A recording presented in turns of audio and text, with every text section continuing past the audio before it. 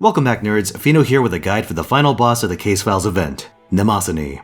If I'm reading this pronunciation guide right, apparently that's how you say it. Normally, event final bosses tend to be pushovers, but Mnemosyne is closer to the Kiara Kama end of the spectrum.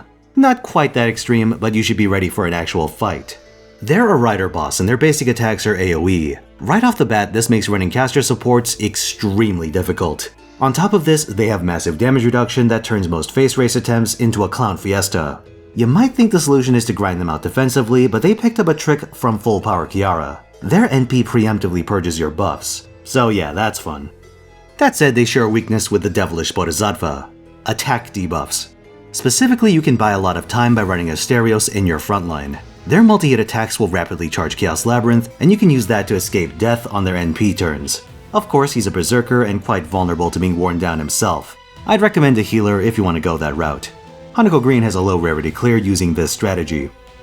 There's also at least one face race team that can work. Kama double Scotty setups should have enough damage to mortally wound Mnemosyne. An added benefit is that you can potentially charm lock them to preserve your frontline. Just make sure to bring a reserve attacker in case you botch the 3 turn, because it does require some RNG.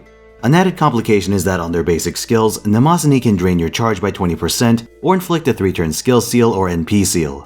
When you break their bars, they can fish for similar debuffs across your entire frontline. On first break, you lose 50% charge and get a turn of NP seal. On second break, you lose another 50% charge and get 1 turn of skill seal. So yeah, I'd recommend bringing the Atlas Mystic Code for this one. On top of this, Mnemosyne can summon a Shadow Da Vinci at the start of any given turn. She's a threat to your assassin attackers, but fast clear teams can largely ignore her. As a Shadow Servant, she only has an extra attack instead of her Noble Phantasm. Trait-wise, Mnemosyne is undead, so Grey's also a viable option and one you'd all have access to. With trait, event, and class damage, you can get a lot of work done. I'd recommend using a crit approach with her, since your NP isn't the most impactful thing in this fight. Da Vinci's just gonna shrug off Rona Miniot for her part.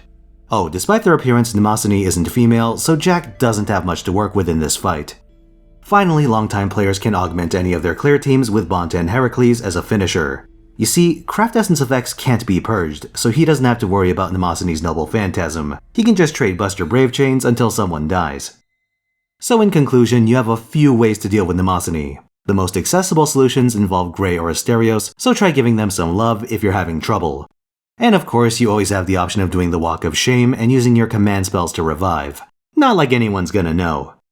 Except the Lightworks. Oh, and Santa Claus. All 5 of them. That's all, folks. Thanks for watching. Like if you enjoyed this video, subscribe for more, and come watch me on Twitch where I stream every weekend. 3 PM Pacific time, Friday through Sunday. A lot of FGO this week, and you won't want to miss it. See you there.